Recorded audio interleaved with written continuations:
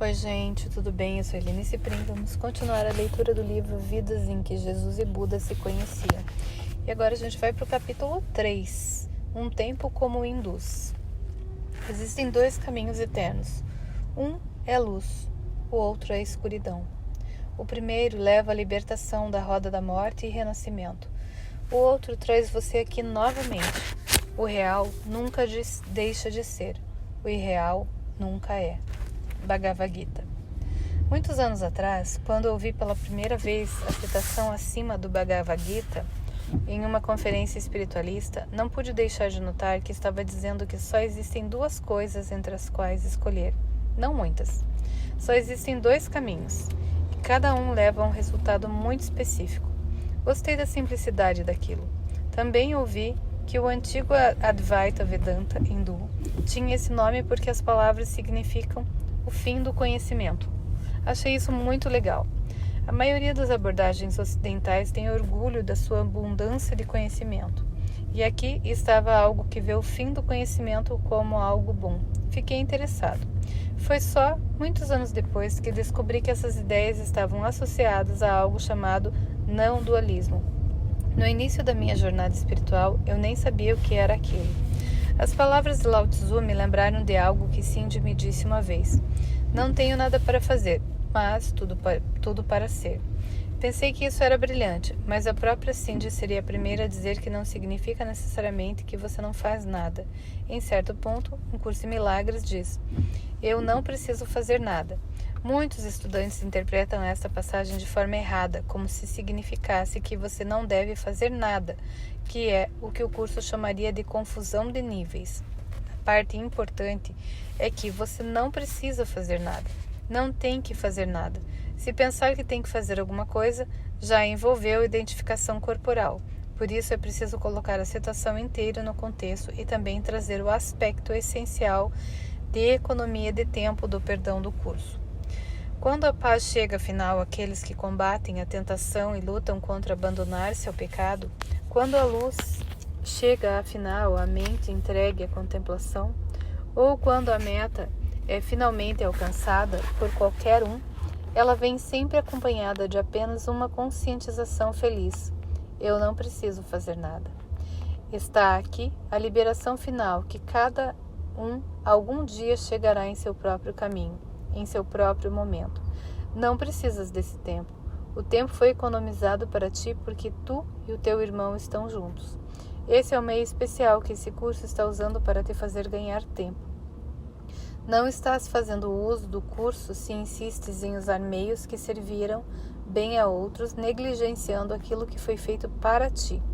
Ganha tempo para mim através dessa única preparação e pratica não fazendo nenhuma outra coisa. Eu não preciso fazer nada. É uma afirmação de fidelidade, uma lealdade verdadeiramente sem divisão. Acredita nisso por apenas um instante e realizarás mais do que é dado a um século de contemplação ou de uma luta contra a tentação.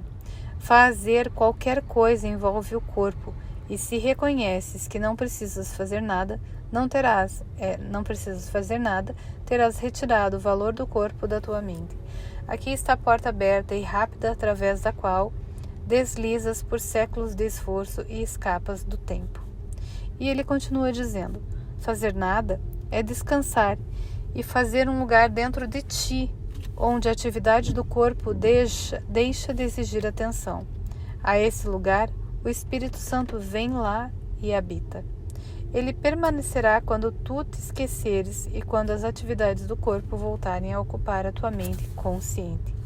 No entanto, sempre haverá esse lugar de descanso para o qual podes retornar, e estarás mais ciente desse centro de quietude no meio da tempestade do que de toda a atividade furiosa que ele desencadeia. Esse centro de quietude no qual tu nada fazes permanecerá contigo, dando-te repouso em meio a todas as tarefas trabalhosas às quais fores enviado. Em um estado de não dualismo, que Lao Tzu compreendeu, nenhuma parte da ilusão foi considerada realidade, nem a verdade inclui qualquer ilusão. A verdade e as ilusões excluem uma a outra. Um fato que passa despercebido por quase todas as pessoas. Em vez disso, como meus professores disseram, as pessoas sempre tentaram tornar a ilusão, ou pelo menos parte dela, verdadeira. Isso também envolveria a tentativa de trazer quem quer que as pessoas pensem como sendo o criador ou criadores do universo para a ilusão, por tornar essa deidade responsável por ele. Uma das crenças mais comuns da nova era é a de que Deus criou o universo dualista para que ele pudesse experimentar a si mesmo. A insanidade dessa ideia quase nunca é questionada. É como dizer que, para curtir, apreciar e experimentar a alegria orgástica do sexo, você precisa atirar no seu próprio estômago para ter uma experiência dualista a qual compará-la. Mas Deus não é insano. Na verdade, é um estado constante. E, como tanto o curso quanto a Bíblia dizem, Deus ainda é perfeito amor. Este mundo de sonhos é o oposto da perfeição, mas a realidade de Deus nos dá um lar perfeito para a qual retornar. Para ir para casa, para esse mundo real, entretanto, primeiro é preciso despertar deste daqui. Não existem dois mundos reais. A matemática do não-dualismo é muito simples. Ela sempre resulta em um.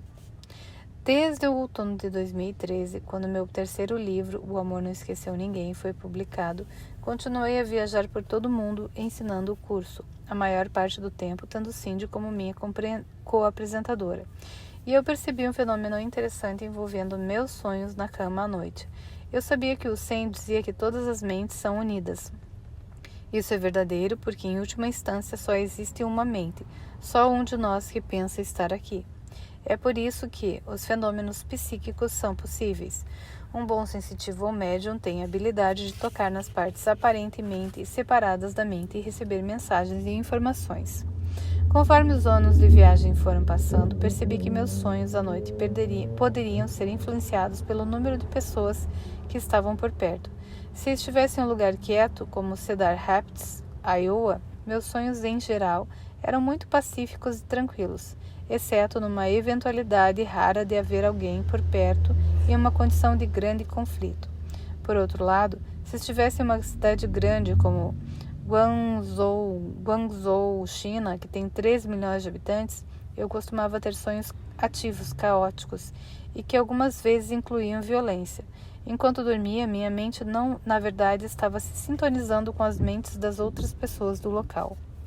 Uma conclusão feliz disso é que, pelo fato das mentes serem unidas, se a sua mente estiver se tornando mais pacífica e estiver tendo pensamentos da mente certa com o Espírito Santo, você não pode deixar de ser algum tipo de influência útil sobre as pessoas ao seu redor. O curso ensina que a simples presença de um professor de Deus atua como um lembrete.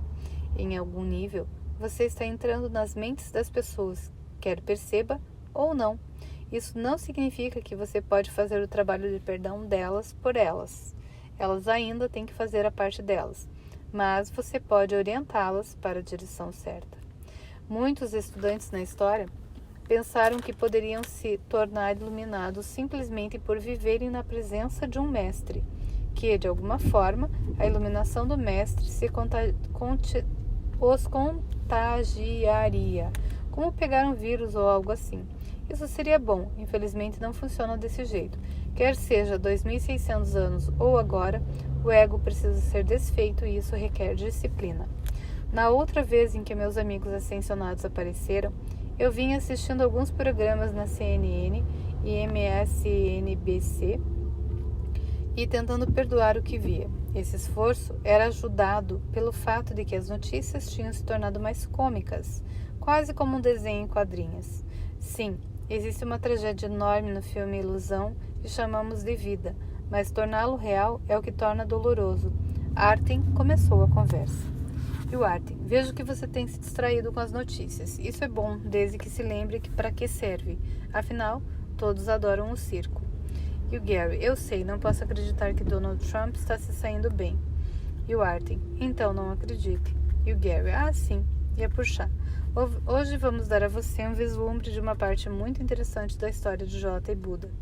Um tempo passado como hindus. Foi um grande avanço para eles. Depois, eles também iriam se conhecer como budistas. bem no início do que se tornaria o budismo. Entenda que o budismo é mais ou menos como o hinduísmo sem todos os deuses. O monoteísmo, a crença de que só existe um Deus, não foi popularizado até o judaísmo, e depois o cristianismo e o islamismo.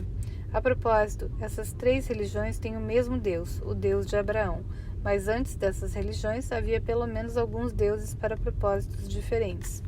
E o Gary, como os deuses gregos, e a puxar, sim, os hindus e os gregos provavelmente tinham a maior quantidade de deuses. O budismo se focava na mente.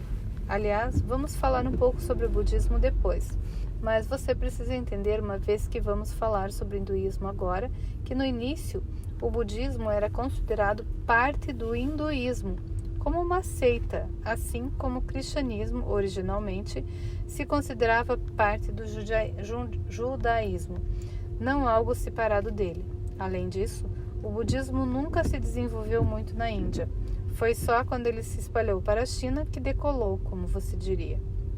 E o Gary, sim, é difícil fazer sucesso. E o Artin, mas tem uma coisa que você pode falar sobre o hinduísmo e sua história, é que ele é complicado. Então, não vamos entrar em todos os diferentes livros e escolas de pensamento. Os hindus acreditam que muitos dos seus deuses, incluindo Krishna, podem ser rastreados por pelo menos 3.200 anos. Isso não pode ser confirmado, mas é a crença. Parte da filosofia do Advaita Vedanta também remonta antes da história registrada. Você deve se recordar do que nós dissemos há bastante tempo, que embora a ideia original por trás dele fosse não dualista, ele foi incorretamente interpretado por alguns seguidores do Shankara como sendo dualista. E é assim que grande parte dos hindus acabou pensando a respeito.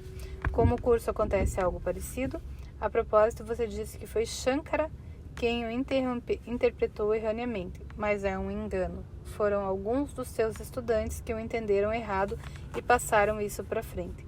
Queremos lhe contar um pouco sobre J. Buda e uma vida que eles compartilharam por volta de 500 anos antes de Cristo. Foi mais ou menos 100 anos após a experiência deles com Lao Tzu. Seus nomes eram Harish e Padmaj. Não é necessário dar-nos os nomes inteiros. Eles eram primos e vizinhos em uma aldeia bem grande. Foram criados para serem hindus devotos, mas Harish sentiu a tentação de ter experiências mundanas. É aqui que você deve perceber que as pessoas são direcionadas pelo ego para serem de determinada forma. Elas são como são porque é assim que devem ser para terem as experiências que foram estabelecidas para elas. E não sabem o motivo porque é tudo inconsciente.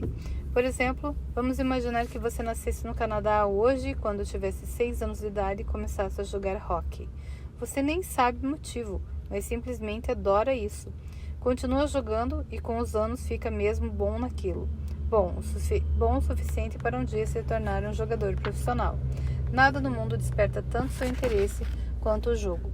Sim, você tem uma vida pessoal, mas é o esporte que o entusiasma. Isso acontece porque deve acontecer.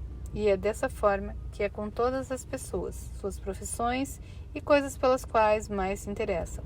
Elas são empurradas para viver um roteiro e nada pode impedir isso. E a puxar. Você se lembra de quando tinha 12 anos, estava na casa de seu amigo e ele o levou até o quarto do pai dele e abriu uma caixa no qual tinha uma arma? E o Gary, oh meu Deus, não penso nisso há séculos. E a puxar, como você se sentiu quando viu a arma? E o Gary, fiquei assustado, muito assustado. Eu não queria ter nada a ver com aquilo.